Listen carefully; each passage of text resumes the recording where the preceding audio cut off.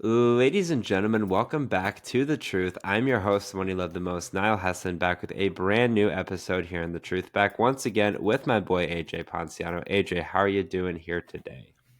I'm doing great. How about yourself now? I'm doing great as well. We got another week 6 video podcast, I should say.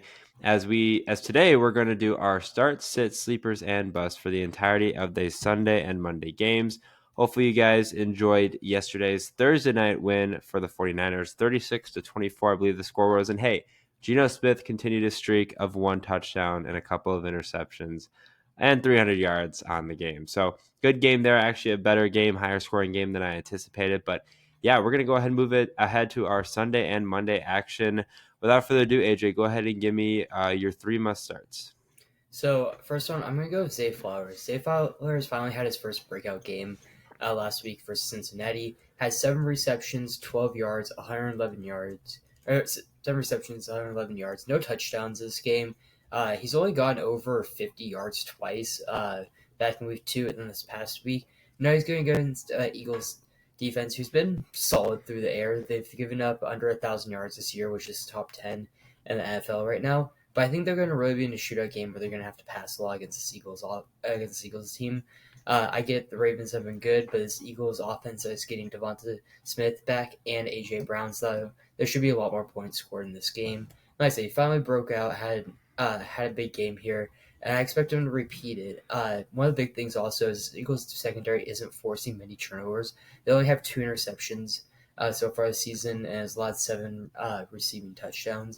At this point, I think Zay Flowers may get some more targets. It seems like Mark Andrews really isn't much of a threat there. Likely is that number 2 option. Obviously, they have that great run game between the two, but and I think Zay Flowers will come on this game. He'll probably give you 6 catches, 75 yards, and I'm predicting a touchdown for him here.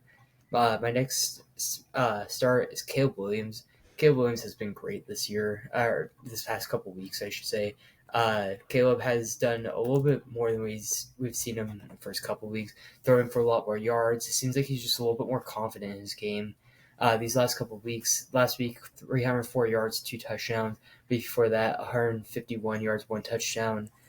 He did have a 2 interception game, but 2 touchdowns, throwing for 363 yards here. But I think Caleb is finally getting into a groove. He's finally a little bit more confident. He's figured out this offense a little bit more. And now he's going against the Jags defense, who has been horrible all year through the air. Joe Flacco has had a really good week. They've given up the second most passing yards in the NFL, just over 1,500. And one of the big things is that they've allowed 10 passing touchdowns to no interceptions. Again, Caleb Williams is just starting to hit a groove, and now he's going against the second worst defense, arguably worst pass defense, not having a single interception up to this point, and allowing 10 touchdowns. So yeah, I really like Caleb Williams. And then Josh Jacobs. Josh Jacobs has been probably one of the most underrated running backs so far this season. Going against the Cardinals, who have been decent this year. They were able to have a pretty good game against Jordan Mason last week against the 49ers. But that was a divisional game. I don't expect them to have another big defensive week on the ground. They also really haven't been that good on the defense side on the ground. They've given up a good amount of touchdowns this year, and again, he's going to get a lot of carries now. Jordan Love kind of had a slow start these first couple weeks coming off injury, which is to be expected. But once that pass game really gets going, then their run game is going to be even more important because a lot of teams are going to be emptying out the box. You're going to see a lot more 4 or 5 man boxes. There only one linebacker staying in, being more of a spy, or just focusing on Jacobs, and Jacobs wins a lot of one-on-one contests. Yeah, so my first must start is going to be DeAndre Swift. If you were to ask me if DeAndre Swift was a must start going into week 4, I would say absolutely not. 5 points, 8 points, and 6 points. Week 4 had 29.5. Last week had 20. Safe to say that the Bears are finally figuring out how to utilize him. They do have a plethora of running backs to choose from, and there's some guys that get good action, guys like Roshan Johnson, Khalil Herbert, just guys in general. But DeAndre Swift has remained the number 1 running back for the Bears.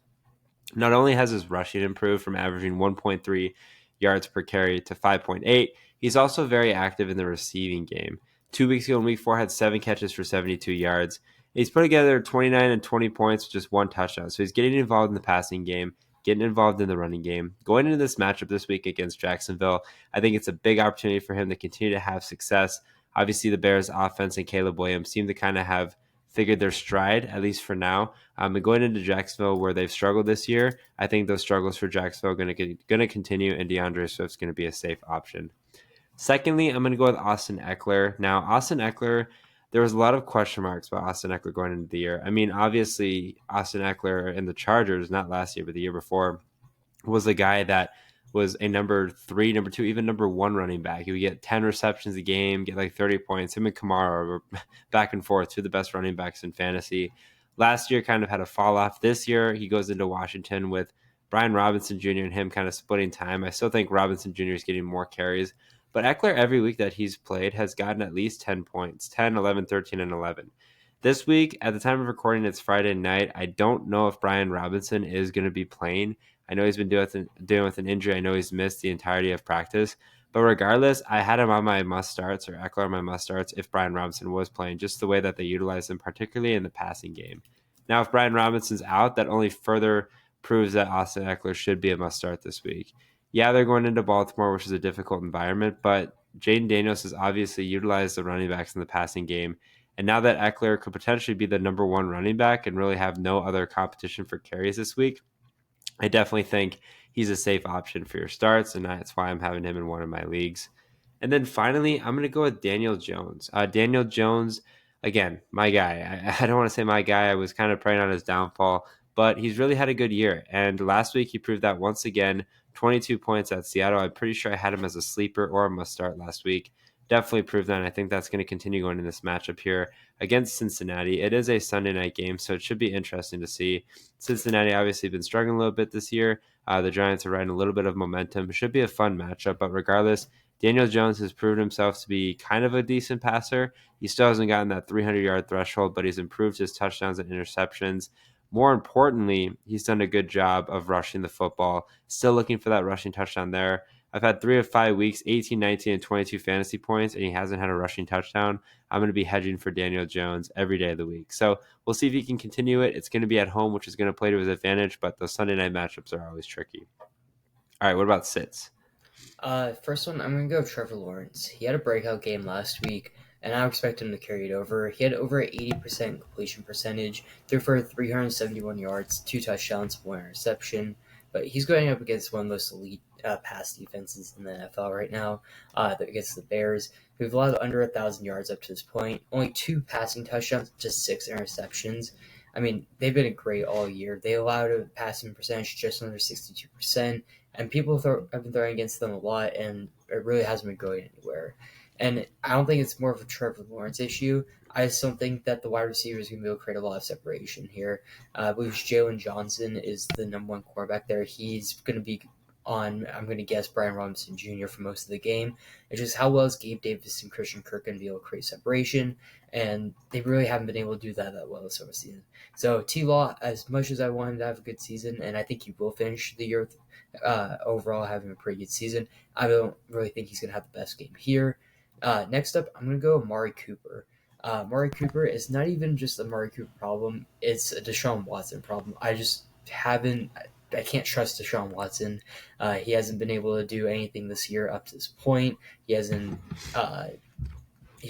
gone to Amari Cooper. That's the big thing. I know Amari Cooper did have a touchdown called back a few weeks ago because of a hold, but Amari Cooper hasn't been able to do that much this year, and I don't really blame him as a Deshaun Watson thing. Once Deshaun Watson's gone, I'd be fine starting him, but as of right now, I'm just staying away from the entire Browns offense. And lastly, I'm going to go over Ramondre Stevenson. Going up against the Texans, who have pretty good run defense there. My big thing is that they're starting Drake May. They're going to be sending a lot of pressure, a lot of blitz, and it's not going to be every time Drake May throws. I mean, they're going to be able to get to that field pretty easily. And in my opinion, the offensive line for the Patriots haven't been that good. And Ramondre Stevenson has been very shaky all year. He had that very good start. Last week had a solid week, 12 carries, 89 yards for a touchdown. He also had 3 receptions, but went for 3 yards against Miami. They're going up against a really tough defense here, and now they have a rookie quarterback in Drake May making his first ever NFL start. I just don't really trust this offense.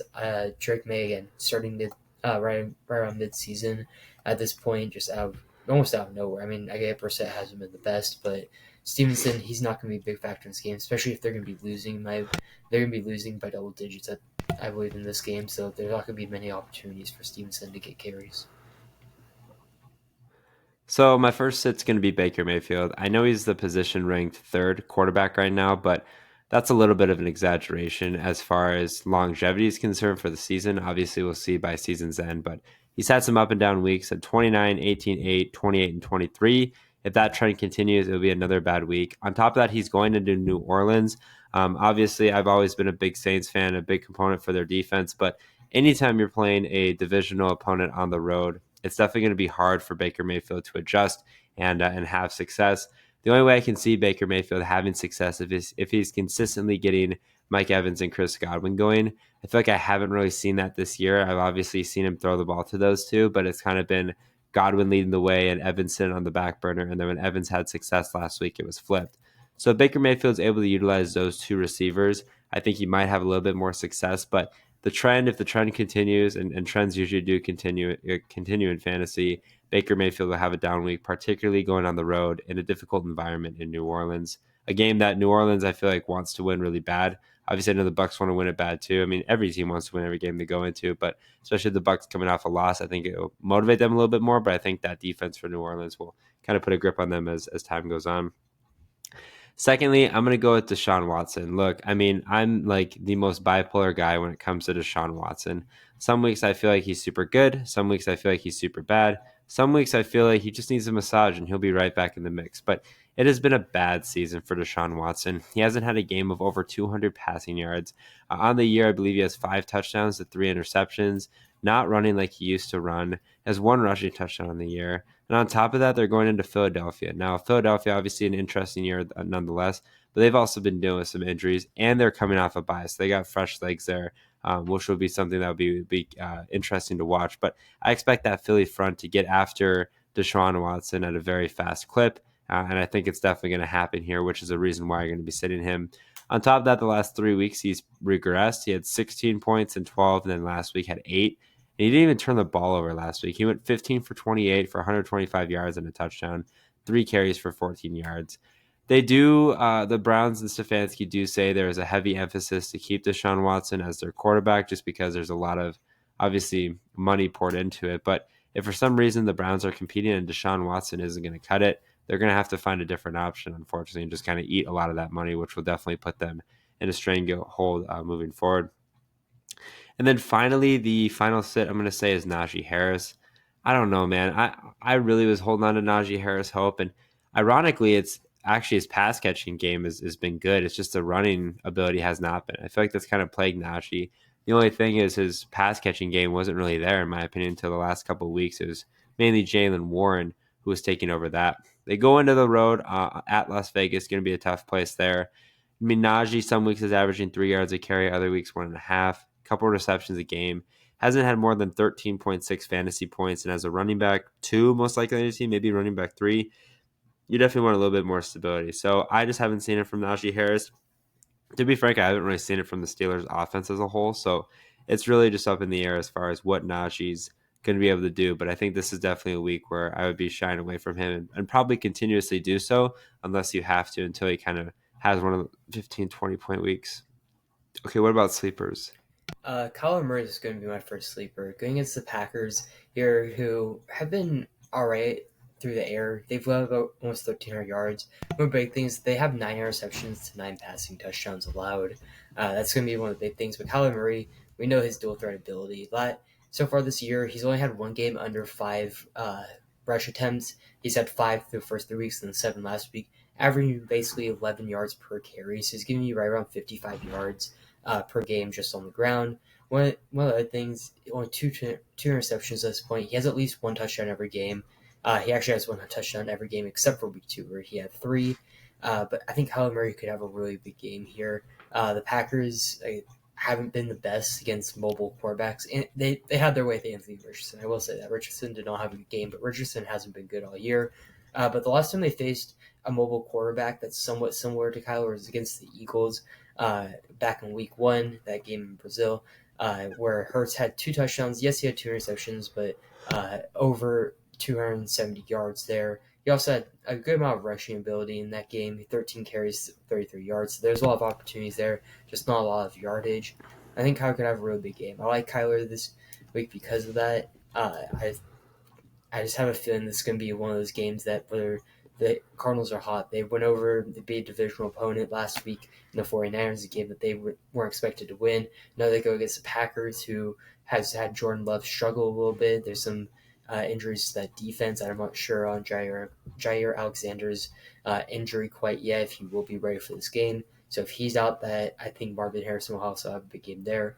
Tyron Tracy Jr. is my next guy. I mean, a breakout game and a half for him just this past week for the Giants. Now the Giants go against the Bengals, who really weren't that good. I mean, they were decent last week against the run. Derrick Henry had some very good a lot of carries early on, and then we kind of saw that disappear through, I want to say, midway through the second quarter, third quarter. You didn't really see a lot of Derrick Henry, a little bit in fourth, and then they let that big rush in overtime.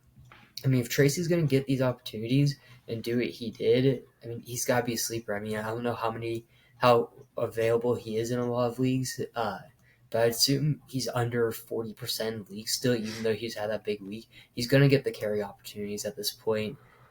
There's not really a true running back there, so there's not really anyone that's going to be officially taking any type of carries away, unless if he starts playing worse. But if anything shows up what he was able to do last week in that game, I mean, 18 carries, 120 yards, no touchdowns, 1 reception for 1 yard. But if he's able, again, he's going to get the opportunities. I know there's bye weeks. People need to fill in spots. Yeah, he's someone I would go look at. And then J.K. Dobbins. J.K. Dobbins was great to start out the year. I mean, he proved me wrong. Usually, guys coming off Achilles injuries, there's like some stat where they get like less than 400 yards that next season.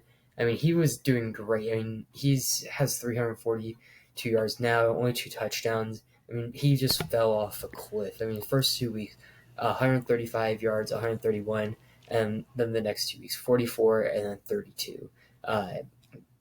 Saw more of the receiving upside. I mean, he's had 3 receptions basically every game, only one in week 2.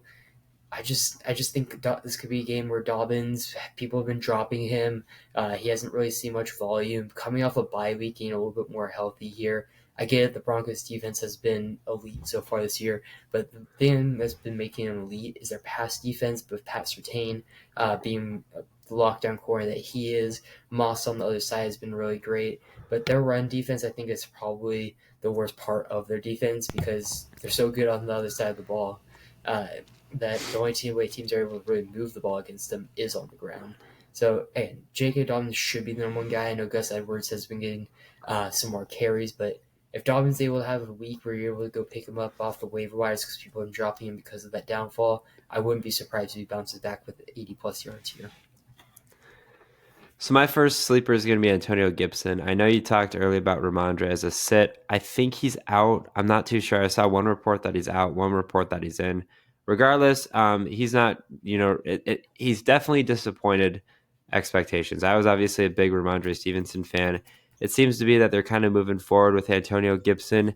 And I mean, obviously they're not going to get rid of Ramondre. I mean, they could, I guess. I mean, that's what the Vikings did with Dalvin Cook the year after he signed that deal. But chances are, if he's not already out, Stevenson is not going to be playing. But I do think that Gibson's going to get an ample opportunity. I understand that Drake May is under center, which I have no idea why the Patriots are doing that. They're just setting him up for failure and setting him up to get absolutely demolished. But the only good news is for fantasy value, that means a lot of dump offs to a guy like Antonio Gibson. So I think he'll be very dump off prone. I would not be surprised if he gets 6, 7 receptions, probably 20, 30 yards at least. That's 10, 11, 12 fantasy points right there, plus some rushing yards. And so he could have a 15, 16 point week this week, and nobody's really talking about him or picking him up right now. And we're getting towards the end of Friday. So it's one of those things that I think Antonio Gibson, not necessarily talent-wise, although he's looked pretty solid this year, he's definitely done better than I expected.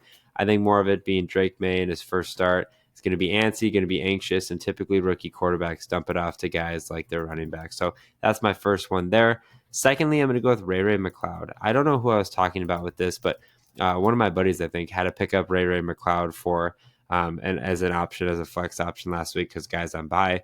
And I mean, honestly, he's kind of just a sleeper. He's only rostered in 15% of leagues, had 11 points and 12 points last week. I mean, is that going to win you a fantasy championship getting that every week? No. But he's a guy that's available in 85 leagues. And I know there's a lot of guys on bye this week. I also know there's a lot of guys that are getting injured, banged up. He could be a guy that you could pick up on your team and feel somewhat confident about. I think going into this season, you would definitely not have said that about Ray McLeod, but he's definitely developed a connection, oddly enough, with Kirk Cousins. It kind of gives you those Arthur Smith vibes 2.0. Like they have these guys like Drake London, Kyle Pitts, Bijan, and Ray McLeod's getting fantasy value and Darnell Mooney. But it's been working, and I think Kirk's going to continue to do that. On top of that, they got a pretty, I wouldn't say easy matchup, but a favorable matchup going against that Carolina defense. So there's a lot of opportunity for points. Carolina defense ranks as one of the worst as far as pass defense is concerned. So this could be a perfect opportunity for Ray McLeod to even get away with 12, 13 points as a low end and maybe get 18, 19, depending on if he can get in the end zone. And finally, I'm going to go with Jalen Tolbert. I mentioned him in my takeaways, a guy that a lot of people should be looking out for. Jalen Tolbert is rostered in 30% of leagues, recently picked up in 30%. But last week, 7 catches, 87 yards, and a touchdown. Had a really good week. Those are really good numbers. The CD Lamb, Dak Prescott connection seems to still be up in question. Brandon Cooks recently hit IR. So this could be a perfect opportunity for Tolbert to kind of get in the mix here. They are going against Detroit at home, but this to me screams a high-scoring showdown. Yeah, Detroit's got a good defense, but I feel like Detroit's in a lot of shootouts there, especially with how efficiently they run the football. So this could be a high scoring affair, and then Tolbert could repeat those 787 and 1, or maybe get upwards of 9, 10 receptions for 100 yards and a touchdown as well. Nonetheless, with Tolbert, I think it's a favorable matchup as well as availability is profound there. Okay, what about Bus? Yeah, my first one, I'm going to go with Mike Evans, and it's just his history against the Saints. And so far in 14 games versus Marshawn Lattimore, who's been covering him almost every single matchup, he's only averaging 3 receptions and 52 yards per game. I mean, he just hasn't been well. I mean, that rivalry between those two is up there. I mean, I think there's so far been like 5 games where they've both gotten ejected at this point once they've matched up against each other. It's just kind of funny how they go back and forth. Like, they'll get ejected like midway through the third quarter, and both the offenses just stop, just because or the Bucks offense just stops, and then the defense just keeps on allowing like 50, 60-yard plays to Chris Godwin. Just kind of sees how that rivalry goes back and forth. But as you mentioned earlier in this episode, Mike Evans kind of taken a back seat. He's been more of that red zone threat. He does have 5 interceptions in 2 games with 2 interceptions, but he hasn't had really a huge game. He hasn't had 100 yards yet in the game. His season high on catches is 8. In that same game, he also had a season high in yards with 94. That was against Philly just 2 weeks ago. But yeah, it's more of just the matchup for me. I don't think that Marshawn's going to really let up against Evans. If anything, it just kind of drives him to play even better. So I'm going to stay away from Evans at this point, especially like you said, he's kind of taken a backseat at this point.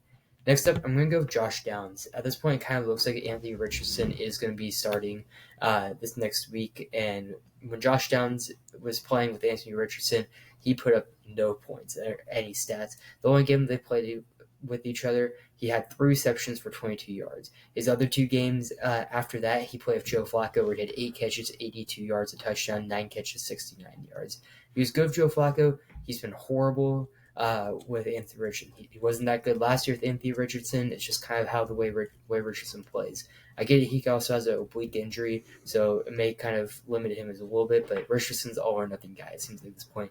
He's also had a lot of turnover trouble, which is big. And they're also going against a Titans defense who's been pretty solid through the air. Against 100 pass attempts, they've only let up 567 yards up to this point, 3 touchdowns and no interceptions. So not the best ratio. They haven't created turnover, but they also haven't allowed many touchdowns. They haven't allowed many big plays, not a lot of yards. And like I said, Anthony Richardson's an all or nothing guy, and when those two have played together, it just hasn't been good. And then lastly, I'm going to go with Keon Coleman. I think at this point, it's time to drop him. I don't think that he's proven enough. He hasn't shown enough that he should be on a roster anymore. I get it that his talent's out there. I mean, his athleticism, his ability to potentially be good is huge, but it's been bad all year. I mean, his career high so far at this point for yards is tight. He's done it twice at 51 yards. 4 receptions is career high. His career high, he's done it twice, is 5 targets a game. I mean, at this point, he's droppable everywhere. Only has 2 touchdowns up to this point. I mean, both his touchdowns also came in 1 reception games. Back in week 3, 1 receptions, 24 yards, a touchdown. And then last week against Houston, 1 receptions, 49 yards, and a touchdown. Keon Coleman, it's time to drop him. Josh Allen needs help, and Keon Coleman hasn't provided. It also doesn't help they're going against the Jets defense, the Sauce Gardner, where I'm going to assume Sauce Gardner is going to be on either Shakir or Coleman just because those have been the only big play threats. At this point, I would assume Coleman just because his explosive ability matches up a little bit better with Sauce. I get Sauce could shut down Shakir, but again, Coleman's hasn't been good, so maybe Shakir is going to be the guy he goes to, and they just let whoever else guard him. So my first bust is going to be Drake May. I mentioned it a little bit earlier. First of all, why are we putting Drake May in this situation? I understand like teams today, for some reason, they want to rush their rookie quarterbacks. It never works. It never works. And I've said this, Drake May was my favorite quarterback coming into this year's draft. But I really wouldn't be surprised if this is a Sam Darnold situation 2.0. The number 3 pick drafted to a terrible situation. And it's just rough for him. And on top of that, he's going to be taking a tumultuous amount of hits. He doesn't have any good receivers to throw to. It's just a really bad decision by the Patriots. I really do believe so. I feel like they're in some sort of desperation. It's just a really bad look. And I really like Drake May, so hopefully it ends up working out for the better. But this is one of those situations where you just ride it out with Brissett. He's already the bruiser. He's taking all the hits. Sit Drake May. If it's 2-3 years, it's 2-3 years. But that could be 2-3 years longer of not only him playing, but effective play as well. But yeah, as I said, I don't know. I could be wrong, and he could have the best game ever, but there's just no way I'm trusting Drake May for that matter. At least, I almost just said Spencer Petras. Spencer Rattler for the Saints, who you guys are starting as a rookie, has at least an offensive line that can hold more than a paperclip. So it'll be curious to see. It's going to be interesting for football fans out there watching some rookie quarterbacks. They're not playing each other, but just seeing some rookie quarterbacks make their starts there. But definitely sit in Drake May. A little bit more optimistic about Spencer Rattler. Secondly, I'm going to go with Mark Andrews. I think his stats just speak for itself. I mean, 4 catches, 55 yards last week. That was his best week, 9.5 fantasy points. The 2 weeks before, 0-0. I guess Isaiah Likely has emerged as the tight end 1 there in Baltimore. I think Mark Andrews fans, including myself, expected this day to come, but didn't realize it was going to come so soon. So disappointing there. The only way that I'm going to start Mark Andrews again is if he's consistently putting up numbers or if one of my tight ends is on a bye week. I don't think I own any shares of Mark Andrews right now, but it's very sad and disappointing. And it kind of seems like an end of an era, to be honest. Seeing Mark Andrews kind of just falter away there. And then finally, I'm going to go with Aaron Rodgers. I know he's questionable with an injury. I believe he was practicing on Friday in a limited session, but they did take him off the injury report. Regardless, I mean, Rodgers has not looked great this year, probably because he faced the best defense in football last week against the Vikings. And honestly, the Vikings own him. But yeah, no, right. But we'll see how long this lasts for. But anyways, yeah, so Rodgers, obviously a bad game there. A little bit of a rough start to the season. Going into this matchup against the Bills, it is a divisional matchup at home, Monday night game. No point in starting Rodgers because you don't know if he's going to fully play. It is nice that he gets an extra day, but if for some reason he doesn't play, since it's a Monday night game, you're screwed. Unless you have Josh Allen or you pick up Tyrod Taylor, which those options are probably super rare. So yeah, I'm definitely thinking that he's going to bust. Even if he plays, I just think he's going to be injured and it's not going to be a good game for him. Thank you guys for listening to another episode here on The Truth. If you guys did enjoy it, make sure you follow The Truth on Twitter at TheTruthAs1 to stay up to date with the latest information regarding The Truth, including podcast dates, podcast uploads, and other important information you don't want to miss. Make sure you guys also follow The Truth on Instagram and TikTok at the.tt.truth. Are you looking to find a drink that offers peak hydration, raises your energy level, speeds up your recovery, and keeps your mind sharp through focus and memory? Look no further than with Acid Rainwater. I'm excited to partner with Bloodline Sports, AZ, and Acid Rainwater, which focuses on peak hydration and productivity, while also maintaining an ecosystem-friendly product. Use code HESSON15, that's HESSON15, for 15% off every purchase. As always, I'm your host, one you love the most, Niall Hesson, joined once again by AJ Ponciano. Take care, and good night.